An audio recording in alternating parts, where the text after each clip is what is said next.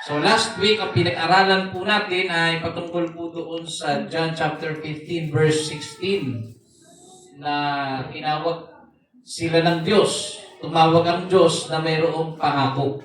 So ngayon, sa oras na ito mga kapatid, inaayahan ko po lahat na tayo po'y tumayo at ating basahin muli ang ating Biblia sa Aklat ng Juan, Kapitulo 15, versikulo 16. Ang sabi nito, "Ye have not chosen me, but I have chosen you, and ordained you, that ye should go and bring forth fruit, and that your fruit should remain.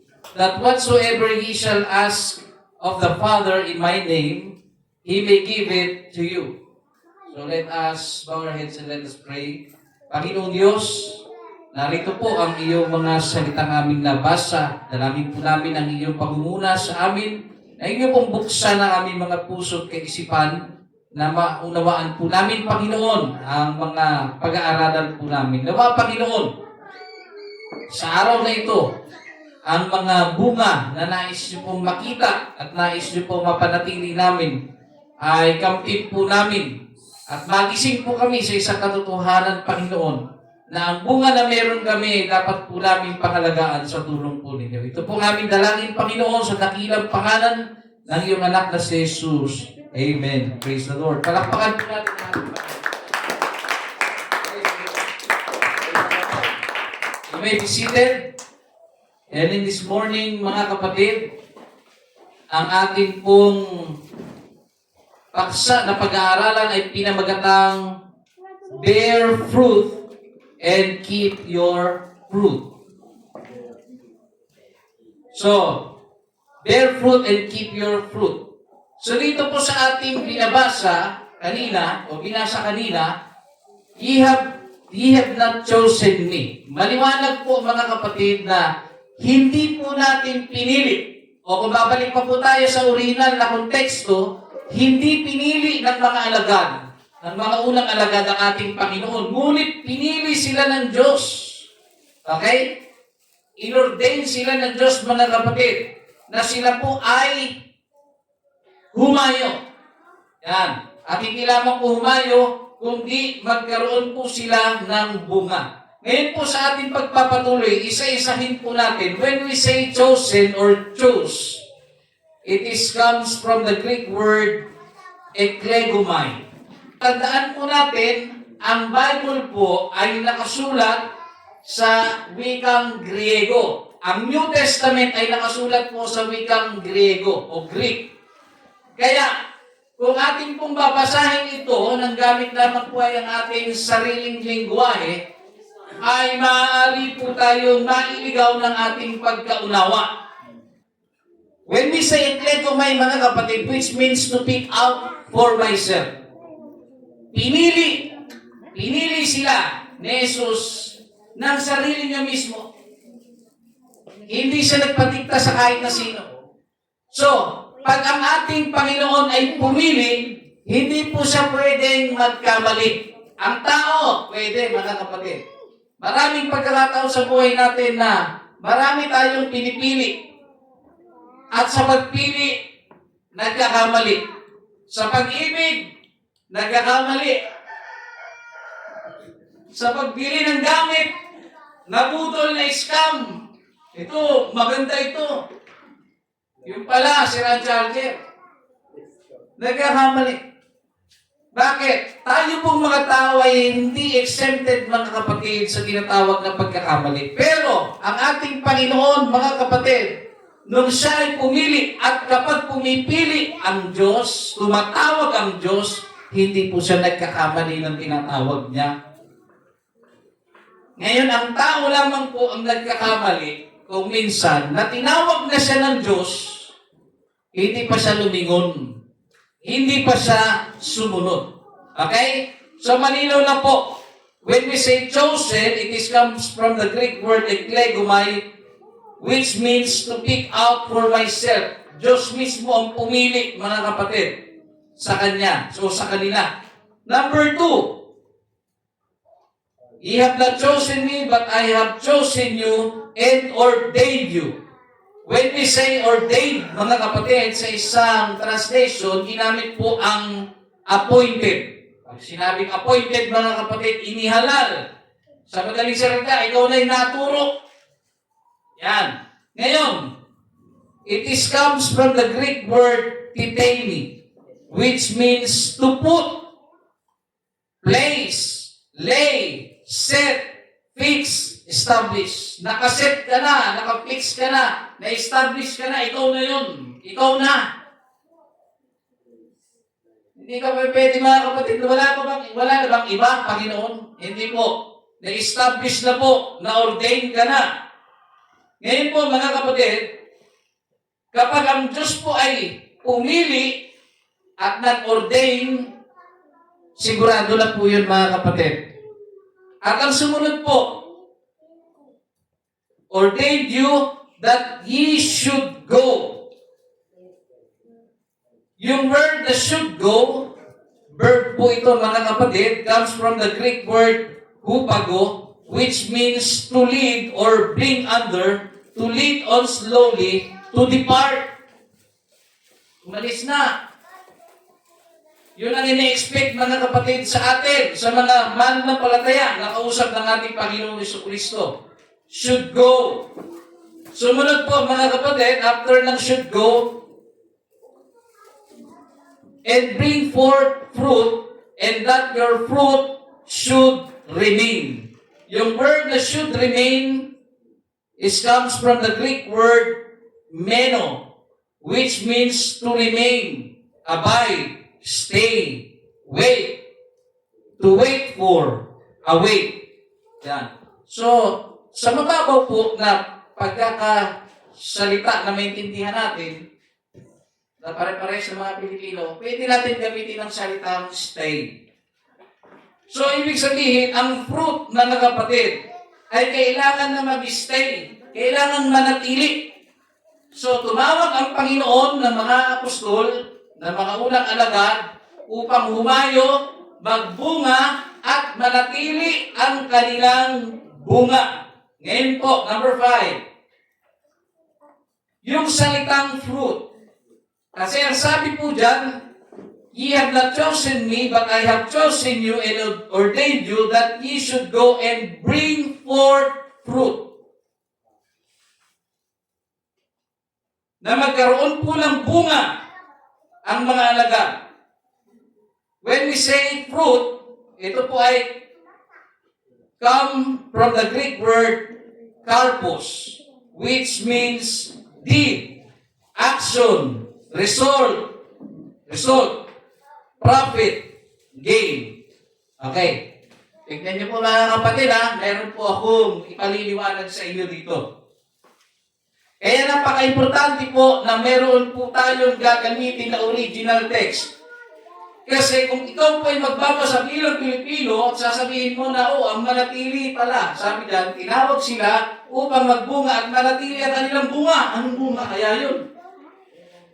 Bunga ng aratilis, mangga, siniguelas. So, wala kang kapasidad bilang Pilipino kung ano ibig sabihin ng bunga. So, babalik ka po, mga kapatid, sa original text ng Bible, which is the Greek word. At ang fruit o bunga, mga kapatid, na tinutukoy po doon, ay naglalaro po sa salitang deed, gawa. Nakita nyo naman po. Deed, action, pagkilos, mga kapatid, at result. Sumunod po, profit. Pag sinabing profit, ano po? Tubo.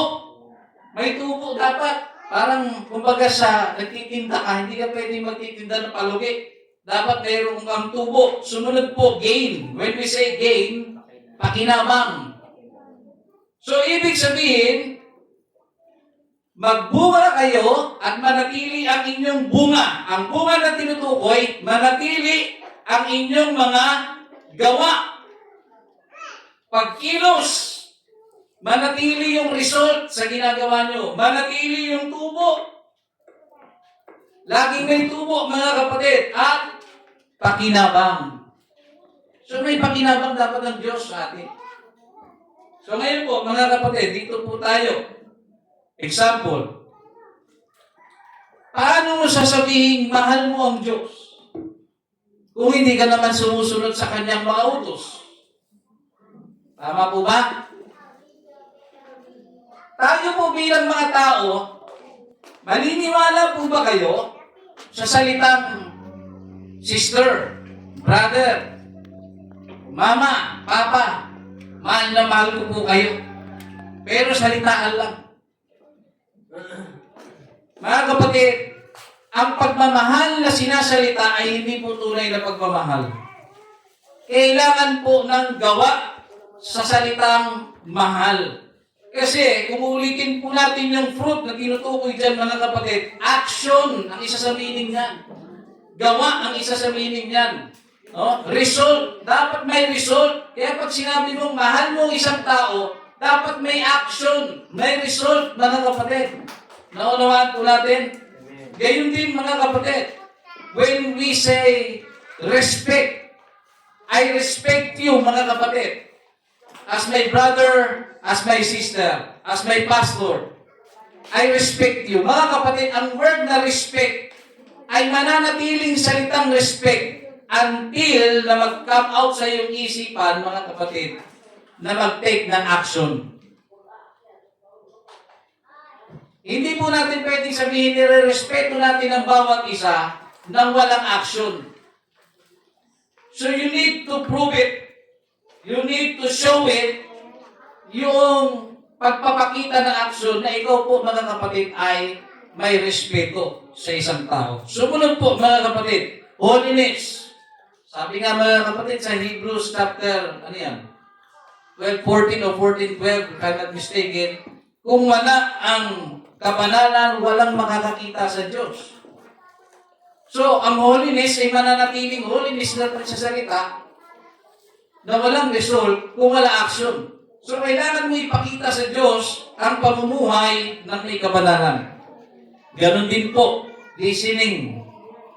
Ang sabi ng Biblia, kung kayo'y nakikinig lamang at hindi nyo isasagawa ang inyong napakinggan, ano sabi ng Biblia? Dinadaya nyo ang inyong sarili. Mga kapatid, sa tuwing service natin, kung tayo po'y nakikinig lang at hindi po natin isasagawa ang ating mga napakinggan, hindi natin i-apply ang ating napakinggan, mga kapatid, mauuwi sa wala ang ating mga ginagawa. So, kailangan po ng bunga kapag nakinig ka. Tama? Pag nakinig ka ng salita ng Diyos, kailangan makita ang bunga mo. Gaya ng sinabi ng Panginoon sa mga apostol, tinawag ko kayo para humayo, magbunga, at manatili ang bunga. Gayon, tinawag tayo ng Diyos para magbunga. Ngayon, binibigyan tayo ng Diyos ng pagkakataong magbunga sa pamamagitan ng pakikinig. At yung napakinggan natin, kailangan po natin mag-take ng action para ma-prove ang bunga ng pinakinggan mo. So kung hindi po tayo gagawa, hindi po natin susundin ang ating mga naririnig sa salita ng ating Panginoong Diyos, mauuwi po sa wala ang ating ginagawa. Sa madaling salita, wala pong bunga ang ating pakikinig. So kailangan may result. Tama? Sabi ko no, mga kapatid, yung karpos, isang pong meaning ay result. Dapat may resulta. Pag nag-gym ka, ano po ba ang ini-aim ng isang taong nag-gym? Lumaki ang katawan. Oh. Yung taong kumakain, ano ang ini-aim? Paano mabusog? So, ikaw po ay gumagawa ng isang bagay para makamit mo ang result. Ngayon po, sumunod. Pagdating po sa listening, ito po ang isa sa pinaka masasabi natin, mga kapatid. Makikita natin kung isang tao talaga ay mananampalataya kay Kristo. Dahil kung 3, 5, 10 taon ka na sa paglilingkod sa ating Panginoon, hindi ka pa rin natututo. Wala pa rin lumalabas na result. Wala pa rin lumalabas na action. wala pa rin lumalabas mga kapatid na pakinabang, profit mga kapatid, or gain. Wala nakikita ang ating Panginoon. Mga kapatid, delikado ka. Nasa delikadong posisyon ka. Kaya nga habang nakikinig tayo, habang dumadalo tayo, ina-expect ng Diyos na grow tayo. At kasabay ng pag-grow, mga kapatid, kailangan po natin magbunga. At ang bunga na yon ay gawa. Result. Kailangan mga kapatid meron ito. Sumunod po na halimbawa, ang faith. Sabi, faith without work is dead. Kung ikaw po'y sumasampalataya at hindi ka nakikitaan ng gawa, wala rin pong silbi. So, kailangan po ng gawa sa sinasabing pananampalataya. Pag sinabi mong nananampalataya ako, pagagalingin ako ng Panginoon, tapos wala kang ginagawa sa iyong sarili, wala din. Pag sinabi mong nananampalataya ako, papasa ako sa pag-aaral ko, papasa ako sa exam, pero hindi ka nag-aaral, mga kapatid, inaasa mo lang sa prayer, tapos hindi ka nag-re-review, mga kapatid, mauwi sa wala ang iyong ginagawa. Yun din po, mga kapatid, yung tinatawag na prayer. Hindi masasabi na ikaw po ay prayerful na tao kung hindi ka po lumuluhod at nakikipag-usap sa Panginoon. Napakahalaga po ba ng prayer? Amen. Pero ilan po kaya sa atin ang laging nananalangin? Ilan po kaya? Kahit alam po natin na mahalaga ito at bahagi dapat ito ng ating buhay at ito dapat ay nakikita sa ating buhay bilang isang Kristiyano, aminado rin tayo sa ating mga sarili kung minsan, sa pagtulog, paggising, hindi naman talaga nananalangin, pero alam naman natin ang halaga at ang nagagawa ng prayer sa ating buhay. Pero hindi natin ginagawa. Bakit? Walang bunga. Nakikinig lang tayo, pero walang bunga. Walang napapakinabang. Ang Diyos nga, wala nang naipakinabang. Ikaw pa mismo, wala ka rin naipakinabang sa sarili mo. Kaya huwag kang magtataka kung bakit ang buhay mo ay hindi mo maintindihan. Dahil yung ultimong nalalaman mong kasagutan sa buhay mo, which is yung prayer, hindi mo ginagawa, eh ganyan talaga ang mangyayari sa iyo. Naunawaan po natin. Okay? So ngayon po, sa ating po pagpapatuloy, obedience. When we say obedience, mga kapatid, ito po ay pagsunod. Sabi po sa isang bahagi ng Biblia, obedience is better than sacrifice. Kahit anong sakripisyo mo sa Panginoon, kahit napakarami mong ginawa para sa Panginoon, pero wala ka namang sinusunod na salita ng Panginoon, wala rin. Sabi nga ng salita ng Biblia, kapag labag sa isang kautusan, ay nilabag niya ang lahat. Naunawaan natin, mga kapatid. Sumunod po, dito po tayo sa explanation, mga kapatid. Ito po, John chapter 15, verse 16, ay may bahagi rito na tinatawag na divine calling. Makalangiting pagtawag ng Diyos. Sabi rito, Jesus emphasizes that He chose and appointed His followers. So tumawag ang Diyos, mga kapatid, ng isang makalangiting pagtawag. Gaya po ninyo, kayong mga nagsisi at nabautismohan sa pangalan ni Jesus, nag-response kayo sa calling ng Diyos sa inyo. Tinawag kayo, kaya nga ang result ng pagtawag at ang result na kayo po ay tumugon sa tawag, nagpabautismo kayo. Dahil ang tao po na hindi po tumutugon sa tawag ng Diyos at ayaw magpabautismo, wala pong bunga. Wala pong bunga ng pagsunod. Ngayon po, number 2, bearing fruit. The goal of this calling is to go. Ang goal, mga kapatid, ng pagtawag ng Diyos is yung word na go. Humayo, mga kapatid. At ano pa? And bear fruit. Humayo kayo, mga kapatid. At magkaroon kayo ng bunga. Yun yung goal. Kaya ka tinawag, humayo ka. Ipahayag mo salita ng Diyos at magbunga ka. This refers to spreading the gospel, making disciples, and living a life that reflects godly character and love. So, muli mga kapatid, ito po ay tumutukoy sa pagpapahayag, pagpapakalat ng salita ng Diyos, at pagde-develop po ng panibagong generation ng mga disciples. Naunawa natin? So, kaya nga may dinidevelop tayo, kaya nila Brother Edel, para sa new generation, mga kapatid, ng disciples, mga kapatid. So, napaka-importante na sa pagpapahayag, ang goal mo ay makapag-build ng another disciples, mga kapatid. And living a life that reflects godly character and love.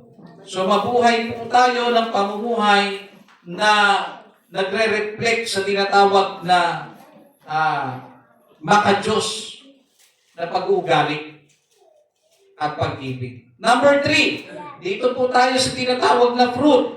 Fruit that lasts. Pag sinabing fruit that lasts, ito po mga kapatid ay action na pangmatagalan.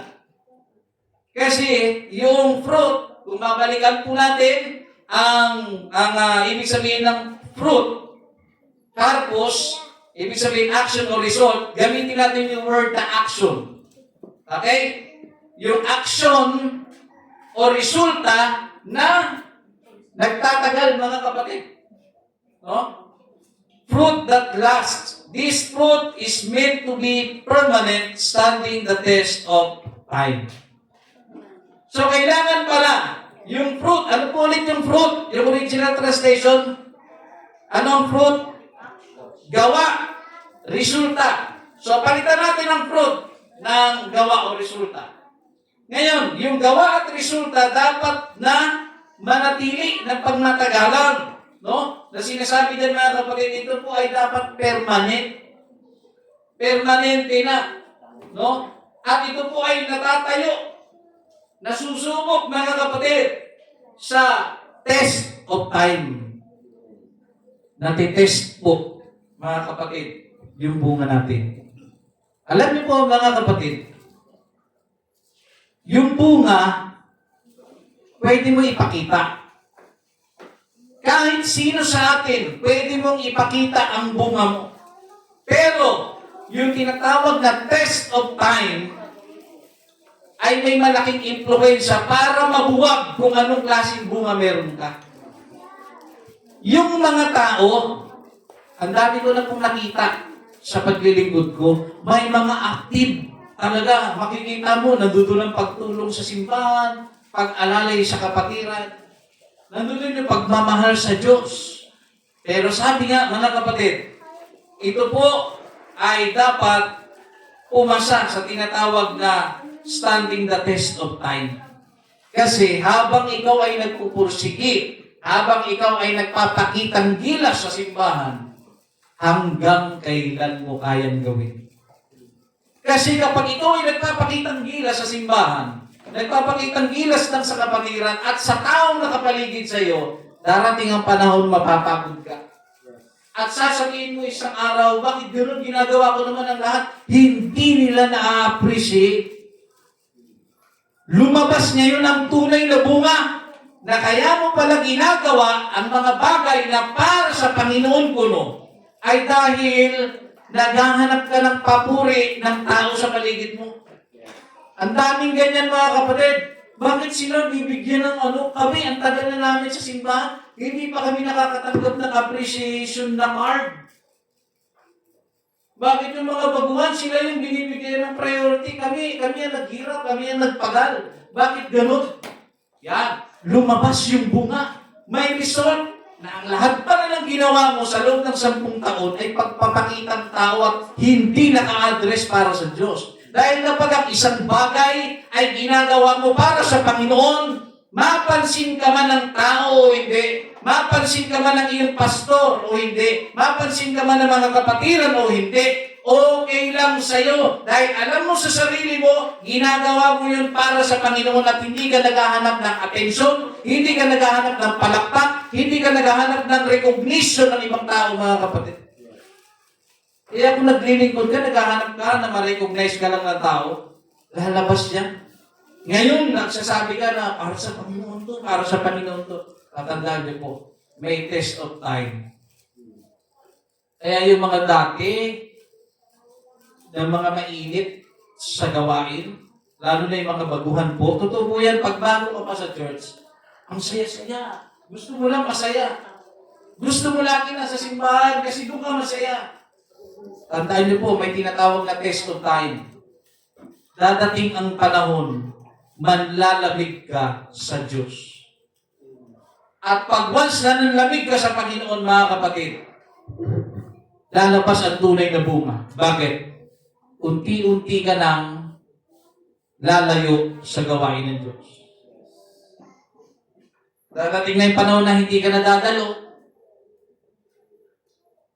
Una, masakit pa sa iyo. Hanggang masasanay ka. Mamamanhid ka. Magkakaroon ka ng spiritual numbness o spiritual na pamamanhid. Na dadating ka sa point na okay lang kahit hindi ako kumatin. Basta mahal ko ang Diyos. Hindi siya nawawala sa puso ko. Nasa isipan ko siya. Mga kapatid, yan ay bunga na hindi totoo. Dahil ang bunga, dapat mga kapatid ay makita. May result. Naunawaan natin mga kapatid. Naunawaan po ba natin? Amen. Yan. So, tandaan po natin yan mga kapatid na tayo po bilang mga Kristiyano, gumawa tayo ng hindi naghihingi ng kapalit, na hindi nanghihingi mga kapatid na, alam niyo, ano ba yung isang ang tawag nun? Na hindi ka kikilos hanggat walang motivation galing sa tao. Ano ba yung sabihin ng English na? Kailangan pa ng permiso ng tao para lang validation yan. Kailangan pa ng validation ng tao para kumilos ka. Mga kapatid, iwasan po natin yan. Fruit that last, mga kapatid, kailangan talaga itong matest. Sa ayaw mo, sa hindi, kailangan matest. Kasi, ngayon kasi madali magpakita ng pag-ibig sa kapwa eh. Pero hanggang kailan? Sabi nga ng Biblia, kung ang mamahalin lamang ninyo ay ang mga taong nagmamahal sa inyo, wala kayong pinagkaiba sa mga makasalanan. Kung iibigin lamang ninyo ay ang mga umiibig sa inyo. Pero paano ganito? Ang laki ng atraso sa akin ng tao na ito. May utang to sa akin, may ginawa tong mali sa akin. Ang daming mga kabalastugan ang ginawa nito sa akin. Tapos mamahalin ko kayo. Pero sabi ng Biblia, mga kapatid, sabi ng Panginoon, huwag niyong gagantihan ng masama ang gumagawa sa inyo ng masama. Yan po ay biblical principle ng buhay. Kung may ginawa sa inyo ang tao ng masama, hindi mo pwedeng balikan niya ng masama. Kasi pag binalikan mo yun ng masama, lumabas ang tunay na result at tunay na bunga mo na ikaw ay hindi sumusunod sa Diyos. Wala kang spiritual o spirit of obedience. So, yun po yung napakahirap. Sa totoo lang, bilang tayong mga tao, ang isa po sa mahirap at pinakamalaking challenge sa atin, yung paano natin gagantihan ng mabuti ang gumagawa sa atin ng masama. Yan po ang pinakamalaking challenge. At minsan, nakakasakit po yan ng ego, mga kapatid. Lalo na, kung hindi naman likas sa iyo, mga kapatid, ang magpakumbaba. Napakahirap po yan, mga kapatid. Pero ang unang bumaba, yun ang unang itataas. Bakit? Ang sabi ng Biblia, ang nagpapakababa ay itataas ng Diyos. At ang nagpapakataas ay ibababa ng Diyos. Wala tayong ibang pwedeng i-model dito kundi ang Panginoon, mga kapatid. Dinuraan sa mukha, sinuntok, inampas, ang daming ginawa sa Panginoong Yesus na kung tutuusin, hindi dapat ginawa sa Kanya. Pero anong ginawa ng Panginoon? Anong sinukli ng Diyos? Panginoon, Ama, patawarin niyo sila sapagkat hindi nila alam ang kanilang ginagawa. Ito yung bagay na dapat nakakapag-motivate sa atin din. Pag merong nananakit sa ating buhay, meron pong gumawa sa atin ng masama, meron pong gumawa sa atin ng hindi maganda, niloko ka, sinaktan ka, ninakawang ka, isa dapat ang maisip mo eh. Kasi kung alam nila ang aral ng Panginoon, hindi dapat nila gagawin sa iyo yan. Pero dahil hindi nila alam ang aral ng Panginoon, dapat lalong magbukas sa isip mo, patawarin niyo sila, Panginoon, hindi nila alam ang kanilang ginagawa. Bakit? Kulang sa aral, kulang sa pakikinig ng salita ng Diyos, kulang mga kapatid sa pagkaunawa sa ating Panginoon. So, number 4, prayer o power of prayer. Because you are aligned with His mission, Jesus promises that whatever you ask the Father in His name will be granted. So, maliwanag po sa pagtawag ng Panginoong Hesus sa mga alagad, tinawag sila, inappoint sila para daw humayo. Ipahayag ang salita ng Diyos. At sila ay magbunga at manatili ang kanilang bunga upang anuman ang kanilang hingin sa pamamagitan ng panalangin ay ipagkakaloob sa kanila ng Panginoong Diyos Ama. Okay? Ipagkakaloob. Basta daw po ito ay naka-align sa mission. Dapat ang isipan pala natin nasa mission. Paano tayo makakagawa para sa Panginoon? Hindi yung paano ko i-improve ang sarili ko. Lahat ng bagay ay para sa iyo. Paano ko pupogi, paano ko gaganda, paano ko yayaman. Mga kapatid, hindi po yan naka-inline doon sa mission na ipinagkaloob sa atin ng Diyos. Question, mga kapatid, bearing fruit. Kung mapansin po ninyo, balikan natin Sister John chapter 15 verse 16. Tingnan po ninyo mga kapatid may mapapansin po kayo dito. Ye have not chosen me, but I have chosen you and ordained you that ye should go and bring forth fruit. So sinabi din mga kapatid, ye should go and bring forth fruit. Okay? Tingnan niyo po ang screen. Ginamit po dyan ang salitang fruit.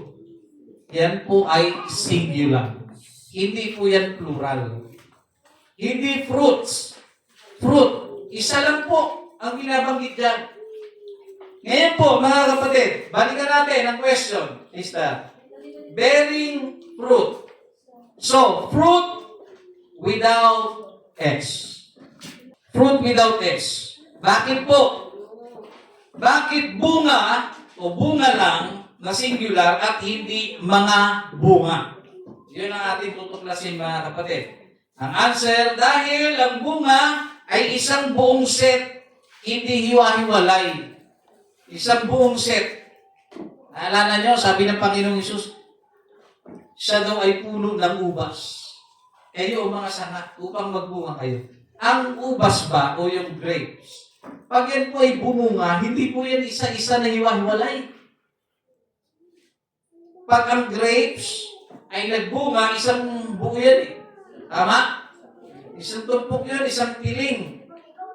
So, yun po yung isang ibig sabihin mga kapatid, na kayo ay magbunga o bring forth fruit. Hindi fruits. Fruit po. Kasi sa isang piling na yan, ang dami nun. At sa isang piling, sometimes dyan, hindi pare-parehas ang tamis. Tama? Naniniwala kayo? Meron dun, malamang sobrang violet. Tapos meron dun, hindi pa ganun ka-violet. Nakakita naman kayo niyan, di ba? Pag bumili kayo ng grapes, meron pa nga dyan minsan, parang hindi ganun katamis. May bulok pa nga po minsan. May tama. Okay? So ngayon po, mga kapatid, example. So, hindi sinabing mamili ka ng bunga na gusto mo. Example, mga kapatid, yung Espiritu Santo. Kung meron ka nito, lalabas sa iyo ang lahat ng bunga na nandoon. Kasi ang sabi po, mga kapatid, dito sa tanong, ano ba ang bunga na dapat manatili sa atin? Kasi yung bunga na hinahanap, dapat manatili. So ano po ito? Ito po yung tinatawag na 9 fruit of the Spirit. In the book of Galatians chapter 5, verse 22 hanggang 23, basahin po natin. Tingnan niyo po, mga kapatid. Ang sabi niya, datapot ang bunga ng Espiritu ay pag-ibig. So, tingnan natin, kaya bang ilitaw, sister, ang English word niya? Ang English na translation ng Galatians chapter 5, verse 22. At babasa na naman po dito sa Tagalog. Okay, tingnan niyo po. But the fruit. Hindi po fruits. Kung titingnan niyo po, dapat dyan, fruits. Bakit? Kasi po, siya po ang binanggit dyan. Ang sabi dyan, love, joy, peace, long-suffering, gentleness, goodness, faith, meekness, temperance. Yan. So, siya yan. So, kung yan po, mga kapatid, to ang gamit po natin ay salita, ng natural na salita, ng wikang English. Fruits dapat yan. Pero ang ginamit dyan ay fruit. Bakit po, mga kapatid? Bakit siya naging fruit? Bagamat siya naman yung binanggit, ibig bang sabihin, nagkamali ang translation ng Biblia? Nagkamali sa pag-translate? Hindi po, mga kapatid. Bakit? Kasi po, tingnan niyo po ang siyam daw na bunga ng Espiritu ay love, joy, peace, long-suffering, gentleness, goodness, faith, meekness, temperance. Tingnan niyo po, mga kapatid. Ang unang-unang bunga ay ano? Love. Pag sinabing love, sa Greek word, ibig sabihin po niya ay agape. Pag sinabing agape, makalangiting pagmamahal sa Panginoon. Pag sinabing makalangiting pagmamahal sa Panginoon, yun po ang pagmamahal na pinakamataas na pagmamahal na walang makakasukat, kundi ang pagmamahal na yun ay natatanging para sa Diyos lang. Kaya hindi ka maintindihan ng mama at papa mo. Hindi ka maintindihan ng mga tao sa paligid mo. Bakit ba punta ka pa rin na punta sa church? Nauubos na ang pera mo, kakapamasahe mo, wala ka nun napapala. Hindi, mahal ko Diyos eh. Yung makakarinig sa'yo, utak nito. Alos wala ka nang makain, simba ka pa rin na simba. Pero bakit mo ginagawa yun? At yung gumagawa rin, hindi ka rin minsan maintindihan ng sarili niya. Bakit? Kahit walang-wala na siya, kahit pigang-piga na siya, masaya pa rin siya sa ginagawa niya. Amen. Dahil tinamaan po siya ng tinatawag na agape love, which is heavenly na pagmamahal sa Panginoon. So, yan po yung love na yan. Hindi po yan romantic love, Hindi yan romantic love na, ay, nagmamahal ako eh. Mahal ko si pastor, mahal ko si sister, mahal ko nanay ko. So, ibig sabihin, may bunga na ako ng Espiritu. Kasi may pagmamahal ako eh. Marunong ako magmahal eh. So, ibig sabihin, ang aso may 9 fruit of the Spirit din. Marunong din magmahal ang aso eh. Mas matindi pa magmahal ang aso. Kahit na yan ay tinakwil mo, naaalala ka pa rin niya. Oh. Yan po, mga kapatid, ay makalangiting pag-ibig, heavenly love. So ngayon, the fruit of the Spirit is love. Sumunod, joy. Pag sinabing joy, ano? Masaya? Hindi po. Kagalakan. Nagagalak ka. Yan. So ngayon, mga kapatid, pag ikaw po ay nagmahal, imposibleng wala kang nararamdamang galak. Amen. Pag ikaw ay nagmahal, imposibleng wala kang nararamdaman na peace o kapayapaan. Pag ikaw ay nagmahal, hindi pa pwedeng, hindi ka makakaramdam ng long suffering. Pag sinabing long suffering, ano po ito? Katsagaan. Baka pagkamalian nyo, mahabang paghihirap. Kasi long suffering eh. Hindi po. Katsagaan po yan sa mababaw na Tagalog translation. Pagtsatsaga, katsagaan. So kapag ikaw ay nagmamahal, nagtsatsaga ka. Kahit wala ka ng pera pamasahe papunta ng simbahan, naglalakad ka. Oh, ano pa? Sunod mga kapatid. Gentleness. Ano ibig sabihin ng gentleness? Kabaitan. Sa pinakamababaw na salita. Oh, sa isang translation yata, kagandahang loob. No? May magandang loob ka. Pag ikaw po ay may pag-ibig, mayroon kang kagandahang loob. Sumunod po mga kapatid. Goodness. Pag ikaw ay nagmahal, mayroon kang kabutihan sa buhay mo. Mayroon ka rin mga kapatid, pananampalataya. O pag-ibig, kagalakan, kapayapaan, katsagaan, kabaitan, kabutihan, katapatan, kainahunan, at pagpipigil sa sarili. Lahat po ng binabanggit na yan ay nakapaloob sa love. Pag mahal mo ang Diyos, kahit galit ka na, payapa ka pa rin. O ngayon, paano naman ito? Gamitin natin si joy. Yung joy. Tandaan niyo po, pag kayo po ay nakakaramdam ng joy, kasama doon ang pag-ibig. So, ibig sabihin, alin man ang piliin mo dyan, sanib-sanib sila.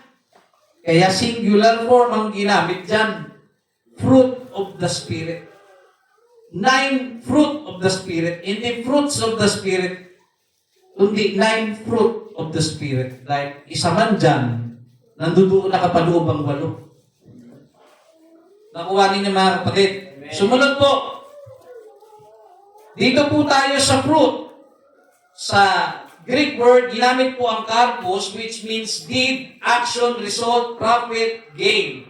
So ngayon, yung Galatians chapter 5, verse 22 hanggang 23 na 9 fruit of the Spirit, at yung fruit, which is karpos, mga kapatid, na mayroon pong tunay na meaning o kahulugan na action.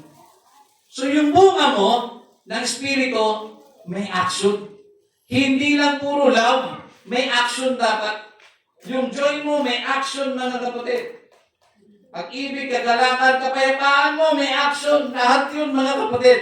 Meron po tinatawag na action. Ikatlo, liban sa 9 fruit of the Spirit, meron pa bang bunga? Ito po yung isang tanong pa, mga kapatid. Ito po yung una, bunga ng katwiran. Ito po ay mababasa sa Ephesians chapter 2, verse 10. Philippians chapter 1, verse 11. Bunga ng katwiran, ito po ay resulta ng tamang pamumuhay. Sabi sa Filipos chapter 1, verse 11, na mga puspos ng bunga ng katwiran na sa pamamagitan ni Jesucristo sa kaluwalhatian at kapurihan ng Diyos. Bunga ng katwiran. At sabi sa Ephesians chapter 2, verse 10, ano po yung bunga ng katwiran na yun? Ano po yung katwiran na yun? Yun po ay bunga ng mabubuting gawa. Sabi ito, sapagkat tayo'y kanyang gawa na nilalang kay Kristo Jesus para sa mabubuting gawa. Naunawaan natin? Na mga inihanda ng Diyos ng una upang siya nating lakaran. So tayo po ay created. We are created, mga kapatid, para gumawa ng mabuting gawa. Naunawaan po natin? So yun po ay bahagi na tinatawag na bunga ng katwiran. Sumunod po na bunga ng kabanalan. Ang sabi rito, ito po ay resulta ng paglayo sa kasalanan. So pag ikaw po ay namumuhay sa kabanalan, tumatanggi ka na sa pamumuhay ng pagiging makasalanan. Romans chapter 6 verse 22, datapwat ngayon mga laya na kayo sa kasalanan at naging mga alipin ng Diyos, ay mayroon kayong inyong bunga sa ikababanan. At ang wakas ay ang buhay na walang hanggan. So, bunga ng kabanalan, mga kapatid. Mamuhay po tayo sa banal na pamumuhay. Sa lahat ng aspeto po yan, mga kapatid. Sumunod po, bunga ng mga labi. Ito po yung tinatawag na papuri sa Diyos. Hebrews chapter 13 verse 15. Sa pamamagitan nga niya, ay maghandog tayong palagi ng hain ng pagpupuri sa Diyos. Hain ng pagpupuri sa Diyos sa makatwid bagay ng bunga ng mga labi na nagpapahayag ng kanyang pangalan. Mga kapatid, ito po yung hindi napapansin po natin. Pag tayo po ay nagte-testimony o nagte-testify, ito po ay pagkakataong ibinibigay ng Diyos sa atin upang malantad ang bunga natin. Kasi sa 7 araw na yan, ang daming ginawa ng Diyos sa buhay mo. Yes. At hindi mo mabibilang yun. Tapos yung part na napakaliit lamang, 5 minutes or maximum to 10 minutes na pagpapatuto at pasasalamat na minsan isa lang ang binibigyan ng pagkakataon, minsan 2, 3 dahil nagtitipid tayo sa oras. Pero kapag ibinibigay na po ang pagkakataon na yan, marami po sa mga mananampalataya ang tikom ang bibig na tila baga walang ginawa ang Diyos sa kanilang buhay. Ang sabi ng Biblia, mga kapatid, dito sa ating pong pinag-aaralan, ang isang bunga ng tao, kapag siya po ay may bunga po siya ng tinatawag na bunga ng mga labi na nagpapasalamat sa Diyos.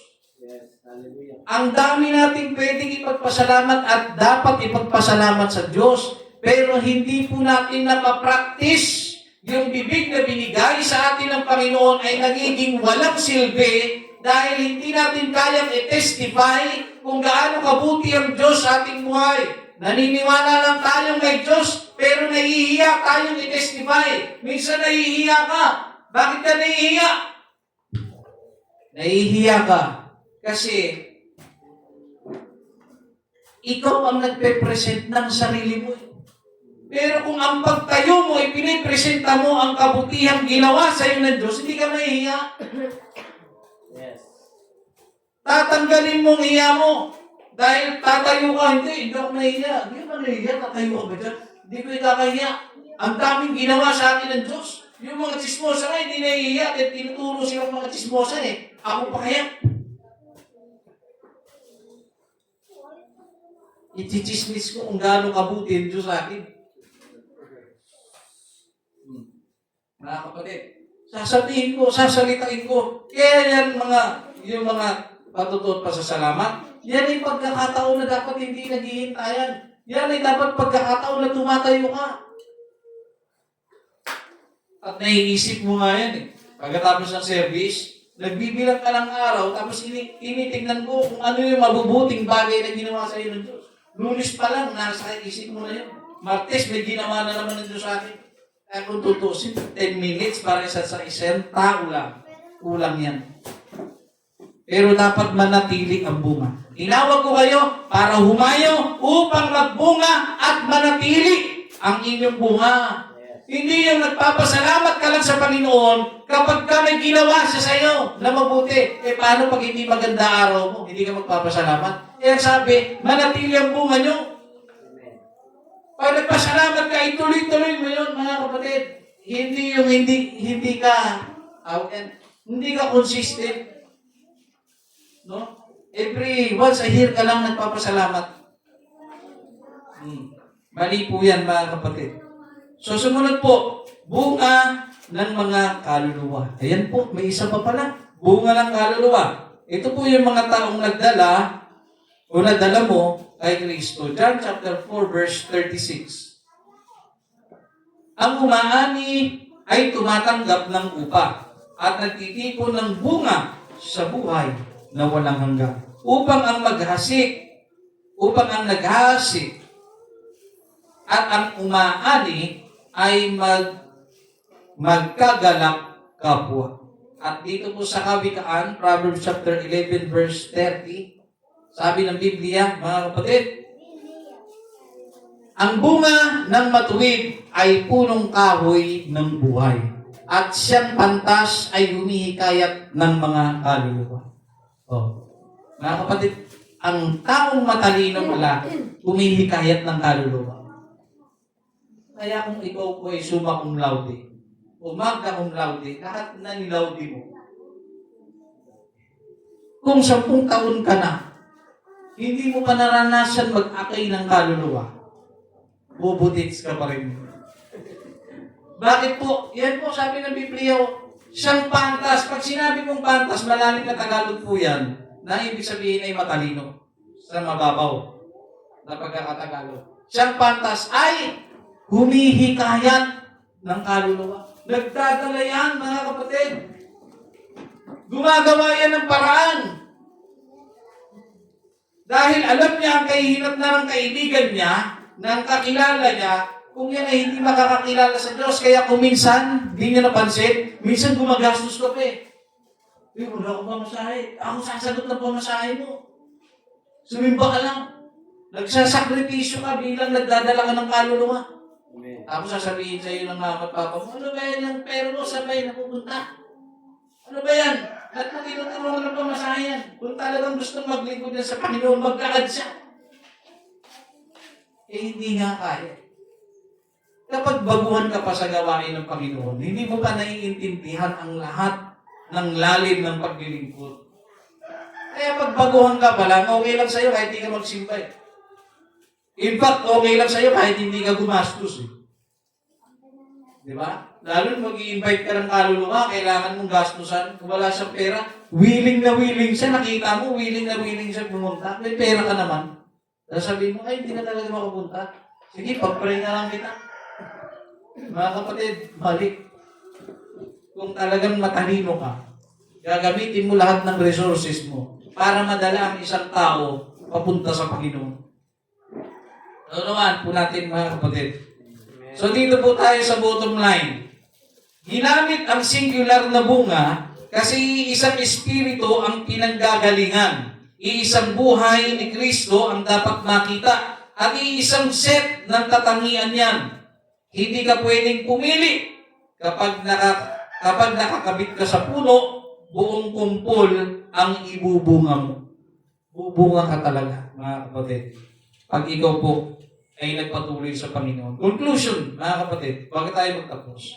Ang babala ni Jesus sa mga unang tagasunod, sa Matthew chapter 7, verse 15 hanggang 20, medyo mahaba-haba po ito, pero kapupulutan po natin ito ng aral. Ang sabi ng Biblia, mag-ingat kayo sa mga bulaang propeta na nagsisilapit sa inyo na may damit tupa, datapat sa loob ay mga lobong maninila. Inuulit ko po, nangangaral po si Jesus sa mga alagad. Sabi niya, mag-ingat kayo sa mga propeta. Ang propeta po ay mga na tinutukoy nito, mga bulaan, mga sinungaling, mga propetang hindi naman talaga ipinadala ng Diyos sa sanlibutan. Nagsisilapit daw po sila, no, na may damit tupa. Okay, ganito po yan, mga kapatid. Kung meron sa inyong lumalapit, may papakilalang propeta, o lumalapit na may magandang loob talaga siya, invite kita. Wala akong pamasahe. Ako sasagot ng pamasahe mo. Kasi gusto kitang madala sa Panginoon. Tandaan niyo po, mga kapatid, yung bunga hanapin ninyo. Bunga. Sapagkat sa pagpapatuloy, sa number 16, sa kanilang mga bunga ay inyong makikilala sila. Nakapuputi baga ng mga ubas sa mga tinikan o ng mga igos sa mga dawagan? Number 17, gayon din naman, ang bawat mabuting punong kahoy ay nagbubunga ng mabuti. Datapat ang masamang punong kahoy ay nagbubunga ng masama. So, kapag ang isang tao, mga kapatid, ay masama, hindi po yan magbubunga ng mabuti. Masama po ang ilalabas niya. Number 18, hindi maaari ang mabuting punong kahoy ay magbunga ng masama. At ang masamang punong kahoy ay magbunga ng mabuti. Tama po ba yan? Hindi pwedeng magbunga ang mabuting kahoy ng masama. Mabuting punong kahoy. Parang ganito yan eh. ang puno ng mangga, hindi po pwedeng magbunga ng bunga ng santol. At ang puno ng santol, hindi pwedeng magbunga yan ng bunga ng mangga. So makikilala mo ang puno sa kanyang bunga. Paano mo malalaman kapag ang isang bunga ay galing sa aratilis na puno? Siyempre nakikita mo yung puno eh.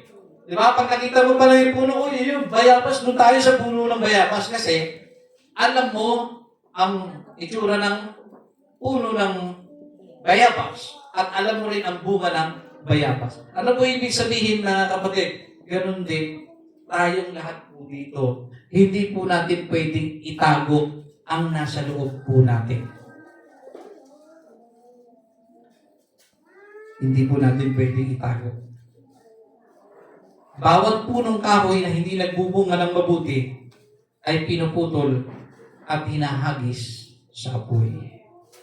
Ito po ay nagre-representa na kung tayo po ay hindi po magpuproduce ng mabuting gawa, mabuting resulta, pagdating ng paghuhukom, impyerno ang iyong abutin.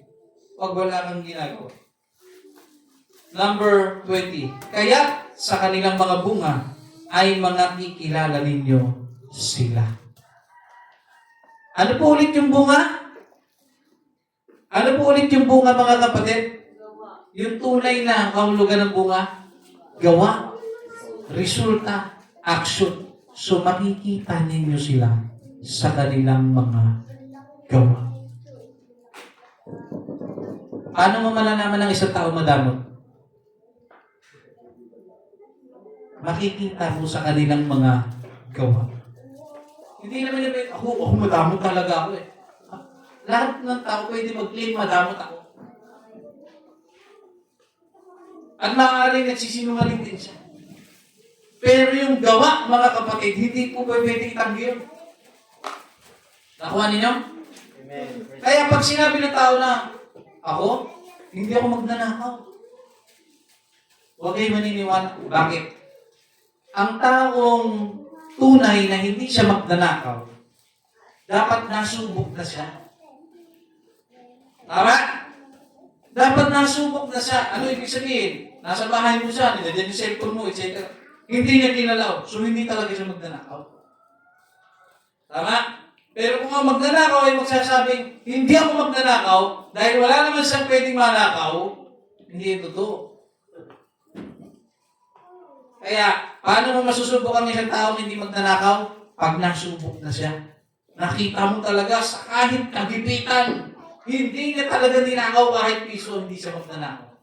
Pero kapag siya po ay nagpahayag na hindi siya magnanakaw, sa kabila ng kanyang pagpapahayag, dumating po siya sa panahon ng kagipitan, nagnakaw siya. Lumabas ang tunay na bunga. Naunawaan niyo?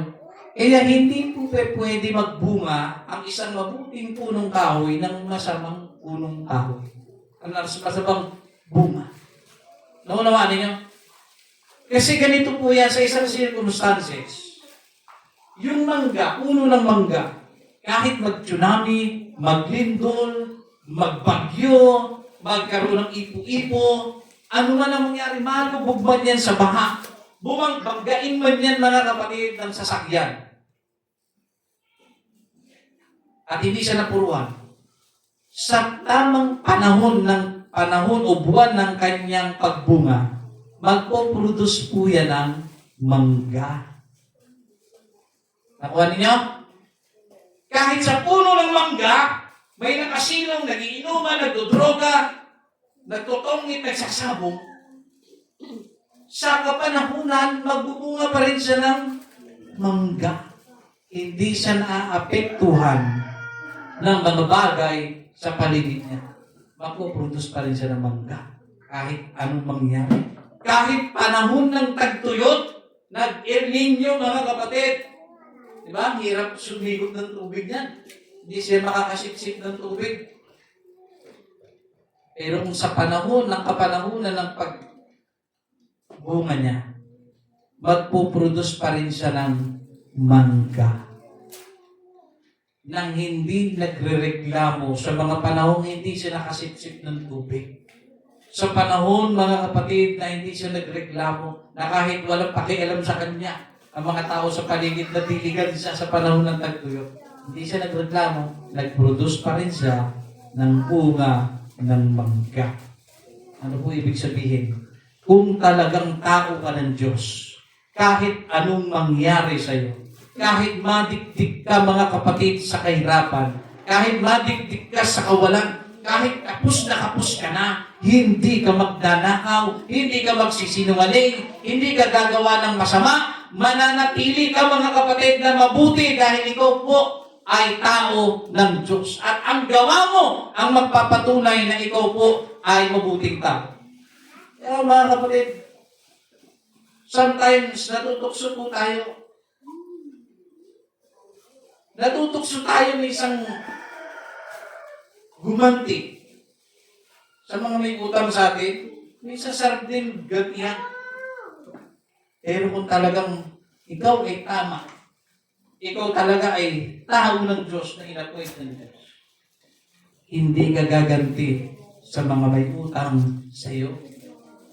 Hindi ka gagawa ng masama sa mga taong gumagawa ng masama sa iyo.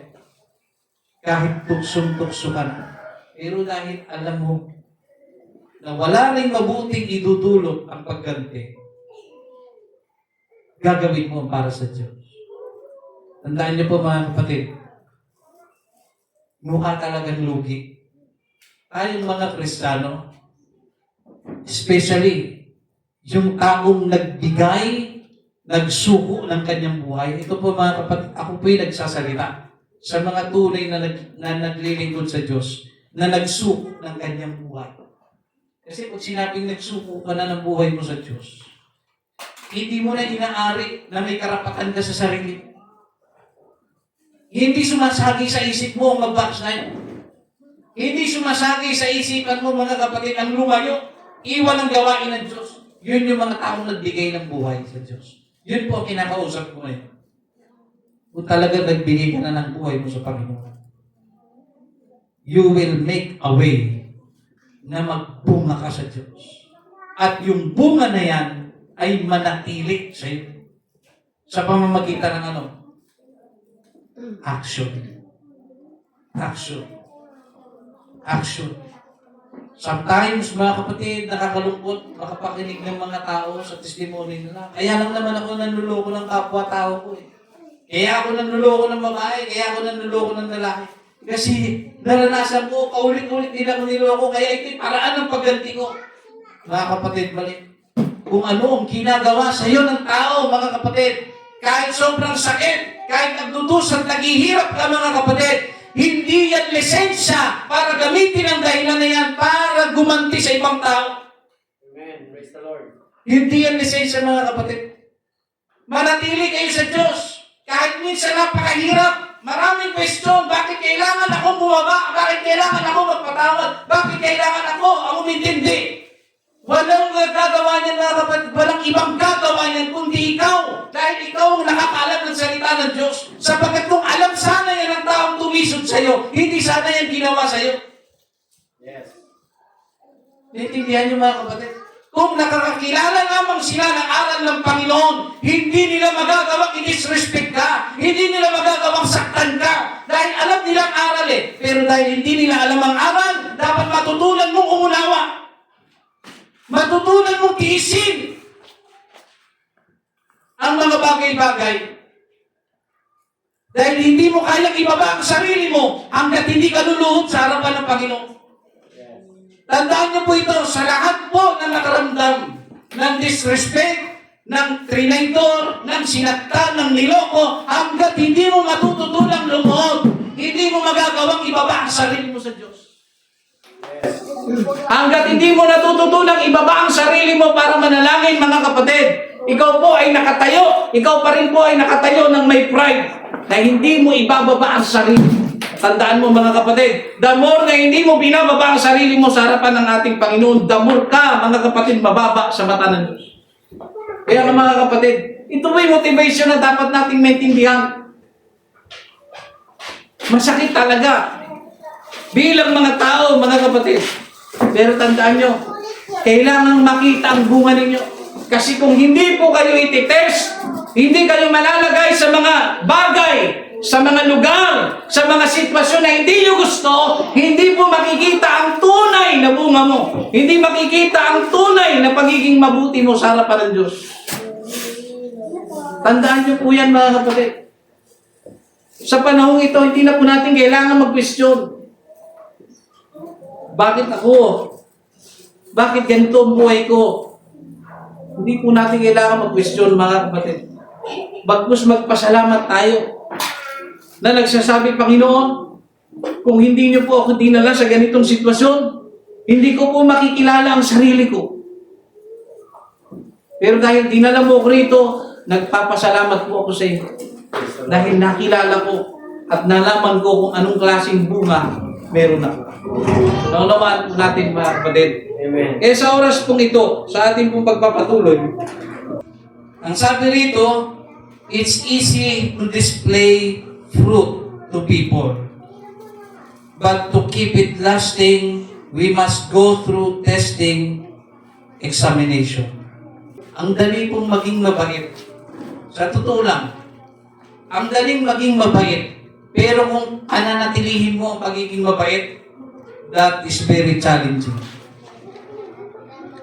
Kasi kaya ka nagkakaroon ng kabutihan sa tao sapagkat pinakitaan ka ng mabuti. Tama? Pero kapag nagpakita ka ng mabuti at sinuklian ka ng hindi mabuti, that is very challenging kung mananatili ka pa rin bang mabuti. Naunawaan niyo, mga kapatid. Totoo po yan, mga kapatid. Again, it's easy to display fruit to people. Pakita mo yung inyong mga gawa. No? But to keep it lasting, we must go through testing. Sabi rito, bear fruit and keep your fruit. Ano po ating matututunan, mga kapatid, sa ating pinag-aralan? Magbunga kayo. This is about the time na magbunga ang bawat isa sa inyo. Anong bunga? Bunga ng mabubuting gawa. Bunga ng pagpapasalamat, bunga ng kabanalan, bunga ng tamang pamumuhay, i-apply natin sa ating buhay. Ano man ang ating napakinggan, and most especially, kailangan po nating ipahayag ang salita ng Diyos. Yes. Kailangan niyo po mag-produce ng bunga. Bunga ng ano? Kaluluwa. Kung may mga kaibigan kayo, dalhin niyo sila sa Panginoon. No? Dalhin nyo ang inyong mga kakilala, mga mahal sa buhay, dalhin nyo po sila, gawan nyo po ng paraan. No? Ipanalangin nyo sila. Huwag nyo pong kalilimutan, ipanalangin ang inyong mga mahal sa buhay. Kaya sa oras po ito, mga kapatid, let us all stand and we will worship the Lord.